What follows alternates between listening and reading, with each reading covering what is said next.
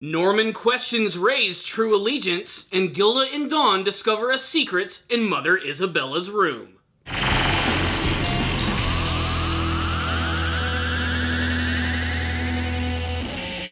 Get ready to pick your jaws up off the floor. It's another shocking episode of The Promised Neverland. I'm going to go ahead and put up that obligatory spoiler warning right now. You have officially been warned. Okay, let's jump right into it. At the end of the very last episode, Norman made the bold declaration that Ray is actually the traitor, the informant for Mother Isabella, something that I blindly didn't want to believe in the last episode. But believe it or not, Ray is not only the informant, but he's actually been doing it for the last 6 years.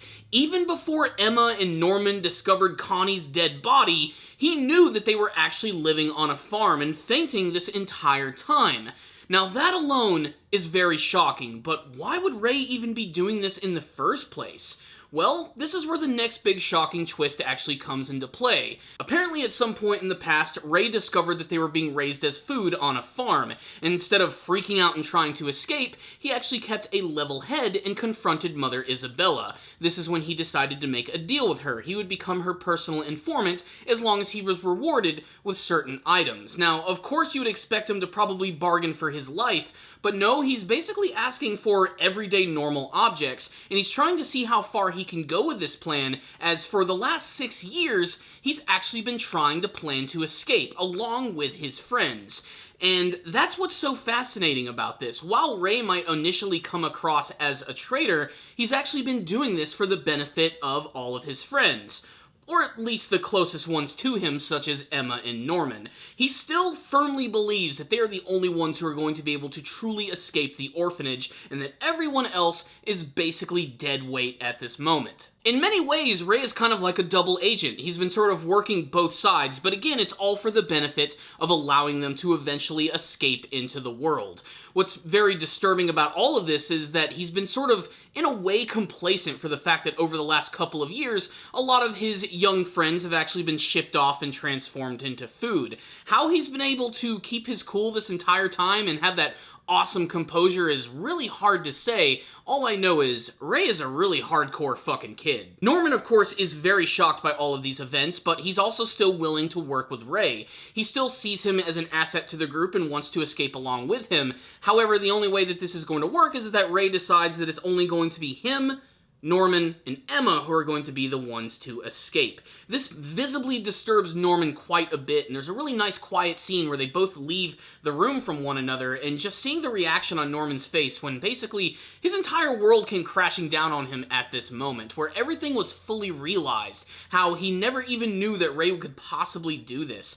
And Ray himself seems to have a big smile on his face the entire time. Hell, this is probably the most emotion that you actually see from his character. Hilariously, the very next day, Ray decides to reveal all of this to Emma as well, and her entire reaction is hilarious as she's completely shocked by these turns of events, but immediately accepts that he's actually been doing this for their benefit, of course. But she doesn't still know that they're actually going to try and escape with just those three. I don't know how they're eventually going to try and convince Ray to actually do this, but I have a feeling it eventually is going to happen.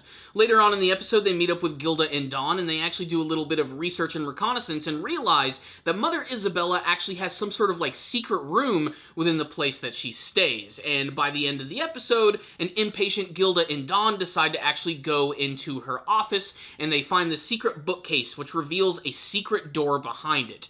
But right as they're about to open it, they discover that it's locked, and then the door right behind them starts to slowly creep open.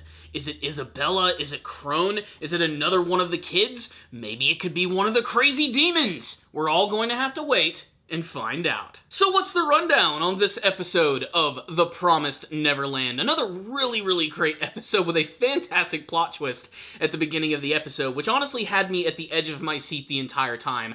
I was almost sort of waiting for a moment where Ray was just gonna snap and do something kind of crazy, but it never actually happened. These two characters were very composed while they were having this big conversation, which was all just a massive revelation for Norman, and I have a feeling it probably affected him pretty deeply, as Norman is a very intellectual character, and for him to not know anything and to be surprised by something like this and something that he didn't want to believe in, you can kind of tell that it kind of completely crushes his world. In fact, it leads to a scene of him having this nightmare of seeing all of his friends being consumed by these creepy demons. We actually get to see a close-up of one of these things, and it's pretty damned horrifying, and you have to imagine that through the lens and mind of a child, it's got to be like 10 times as scary. So again, for these kids to be able to like go through with this plan and actually be cool and composed is really damned impressive. What I love about The Promised Neverland, though, is that it manages to have this really nice balance of having dark storytelling with also adding a little bit of humor as well. Emma's reaction to Ray and what he's been doing was honestly very funny, but I especially loved when she actually got serious for a moment and she told him to never do this thing again. The actual expression on her face is dead serious, and it's very different from what we typically see from the very peppy Emma. At the very end of the episode, though, I have to say it was really stupid of Dawn to actually sneak into Mother Isabella's room. They know that something could go completely wrong here, and they could potentially ruin the plan for everyone, but he just has to see what is behind there. And the way that they actually investigated this was just so damn clever, by actually measuring the length of her room and realizing that she's in a completely separate place during this time. And I have to admit, I would have thought that maybe she would have had a much more secretive way to get into this room, but basically, it's the same old trope of being behind the bookcase with some sort of like secret entranceway. It's exactly what Batman does when he wants to go into the Batcave.